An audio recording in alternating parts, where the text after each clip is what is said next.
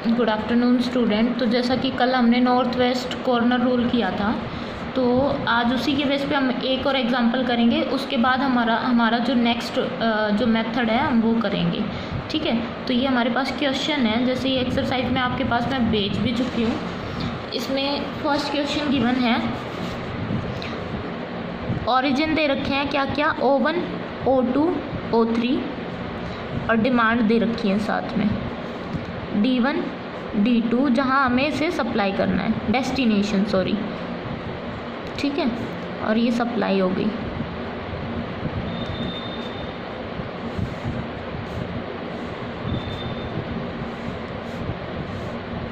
कितना दे रखा है, 6, 4, 1, 5, 8, 9, 2, 7, 4, 3, 6, 2, ठीक है। और ये सप्लाई कितनी है, 14, 16, 5। और डिमांड कितनी है, डिमांड है हमारे पास 6, 10, 15, 4 और ये टोटल हो गया 35। हमें इनका इनिशियल बेसिक फिजिबल सॉल्यूशन निकालना है by using the north west corner rule where OI and DJ represent the ith and jth origin and destination respectively, ठीक है।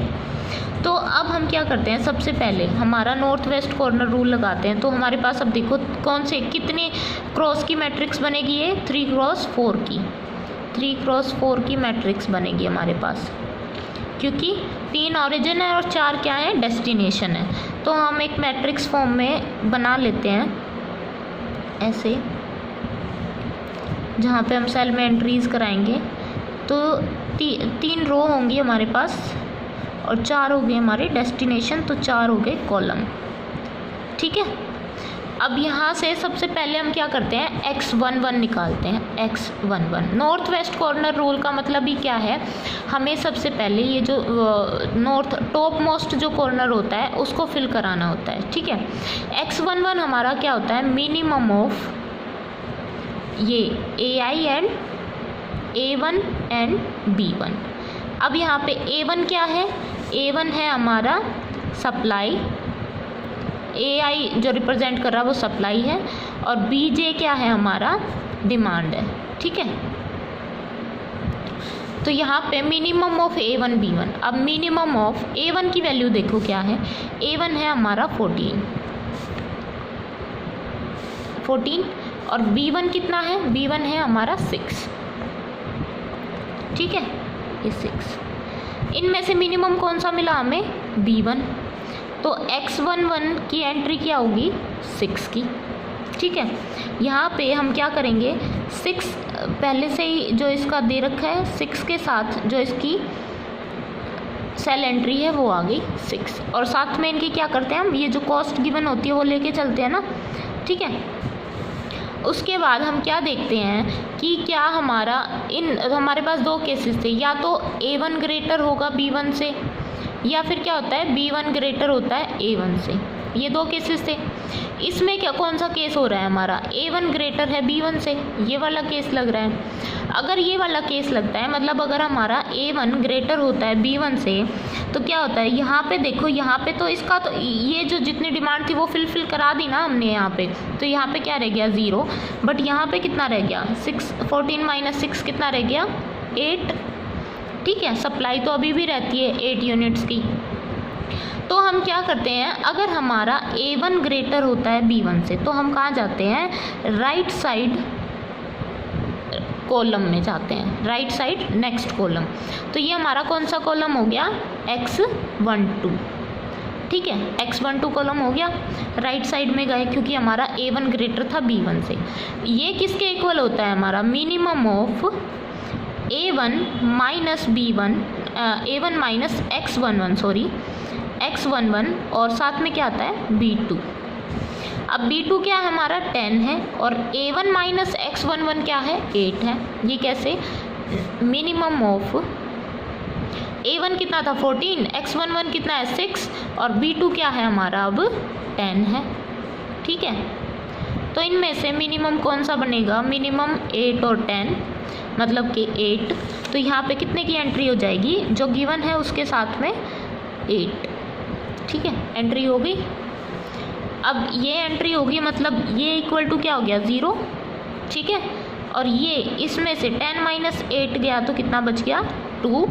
यहाँ पे तो 2 की डिमांड अभी भी रह गई, सप्लाई तो पूरी हो गई बट डिमांड रह गई 2 की, ठीक है। तो इस केस में अब डिमांड हमारी 2 की रह गई तो हम क्या करते हैं, इधर डिमांड रहती है तो हम क्या करते हैं डाउनवर्ड जाते हैं, ठीक है। डाउनवर्ड जाएंगे, जब हम डाउनवर्ड जाएंगे तो हम फिर से वही देखते हैं कौन सा कॉलम बन गया ये अब हमारा x22, ठीक है। x22 बन गया। x22 क्या होता है minimum of A2 and B2। अब मिनिमम ऑफ, अब वैल्यू देखो A2 किसके इक्वल है 16 के, B2 किसके इक्वल बचा है 2 के, सिर्फ 2 के ना, 16 एंड 2, तो मिनिमम तो B2 ही है। तो यहाँ पे कौन सी एंट्री आ जाएगी 2 की, और किस इसके साथ जो एंट्री सेल की गिवन थी वो, ताकि हम कॉस्ट निकाल सकें। कॉस्ट हम निकाल रहे हैं साथ साथ, और हमारे पास क्या गिवन है अमाउंट गिवन है, ये अमाउंट गिवन है ये सारा, और यहाँ से हम कॉस्ट इनकी असाइन करा रहे हैं इनके साथ, ठीक है। अब ये तो हो गया, अब ये फिर से क्या हो गया, ये तो 0 हो गया, मतलब ये सेल कंप्लीट हो गई हमारी, ठीक है, डिमांड फुलफिल हो गई। बट यहाँ से कितना, यहाँ तो 16 था बट हमने फिल कितना कराया सिर्फ 2, तो 16 माइनस 2 कितना बचा 14। अब इस केस में फिर से वही हो गया हमारा A2 ग्रेटर देन क्या आ गया B2। अगर A2 ग्रेटर देन B2 आता है तो हम क्या करते हैं, इसके लेफ़्ट साइड कॉलम में जाते हैं, ठीक है। लेफ़्ट साइड जाते हैं तो कौन सा कॉलम बनता है हमारा x23। x23 क्या हो जाता है मिनिमम ऑफ A2 माइनस क्या हो जाएगा B2, A2 माइनस B2 नहीं सॉरी x22, ठीक है। A2 माइनस x22 और साथ में कौन सा आएगा B3, ठीक है। अब B3 की वैल्यू कितनी है हमारी 15 है, ठीक है। और यहाँ पे हम यहाँ करा रहे हैं हम A2 हमारा कितना है 14। अब वैल्यू फिर से डाल देंगे, मिनिमम ऑफ A2 कितना था 16 माइनस x22 कितना हो गया 2, और ये कितना है हमारा 15। तो ये कितनी वैल्यू बची मिनिमम ऑफ 14 एंड 15, तो कौन सी आएगी 14 आएगी। तो यहाँ पे हम क्या फिल करा देंगे 14, और इसके साथ में कितनी अमाउंट असाइन है 2, ठीक है। अब ये वाली तो कंप्लीट हो गई फिर से, बट यहाँ कितनी रहेगी 15 माइनस 14 जाएगा तो 1, एक अमाउंट, मतलब हमारे पास एक डिमांड अभी भी रहती है। तो हम क्या करते हैं, अगर डिमांड रहती है तो हम डाउनवर्ड जाते हैं, ठीक है। डाउनवर्ड कौन सा कॉलम बन रहा है ये अब हमारा x33, ठीक है। x33 क्या होता है minimum of A3 and B3, ठीक है। अब minimum of A3 and B3 क्या करेंगे हम, A3 की वैल्यू कितनी है हमारे पास 5, B3 की वैल्यू क्या है 1, तो ये हो जाएगी 5 एंड 1 मिनिमम इनमें से। तो मिनिमम कौन सी है 1 ही है, तो यहाँ पे हम असाइन कौन सी करा देंगे 1, और इसके साथ अमाउंट कितना है 6, ठीक है। अब ये वाली तो कंप्लीट हो गई, फिर से ये 0 हो गई, और यहाँ पे कितना बच गया 5 माइनस 1 इक्वल टू 4। अब यहाँ इधर बचा है ये वाला कंप्लीट हो गया, हम फिर से कहाँ जाते हैं लेफ़्ट साइड में जाते हैं, लेफ़्ट कॉलम में सॉरी राइट कॉलम में जाते हैं। तो ये कौन सा कॉलम बन गया अब हमारा x34। ये क्यों जाते हैं, ये तो हमने देखा था ना कि A3 ग्रेटर हो गया किससे B3 से, तो हम राइट साइड में जाएंगे और वो क्या आएगा x34, और x34 क्या होता है minimum of A3 minus x33 और साथ में B4 ये होता है।